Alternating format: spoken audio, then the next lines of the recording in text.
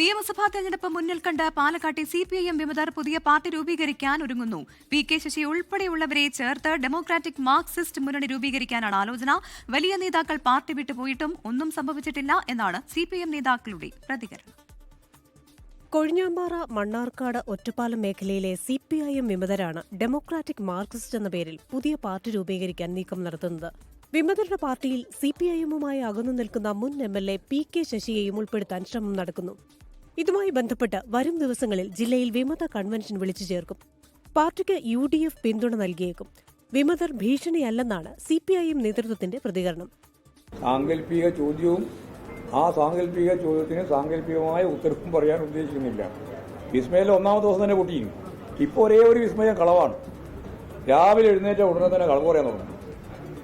9 കളവാണ് ഈ ഒറ്റ പ്രശ്നത്തിന്റെ മേലെ പറഞ്ഞത്.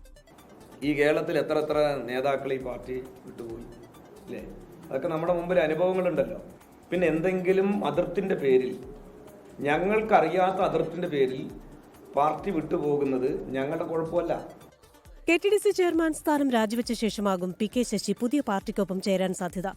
പ്രതിപക്ഷ നേതാവ് VD സതീശൻ നയിക്കുന്ന പുതുയുഗയാത്ര ജില്ലയിലെത്തുമ്പോൾ വൻ ട്വിസ്റ്റുകൾ ഉണ്ടാകുമെന്നാണ് വിലയിരുത്തൽ.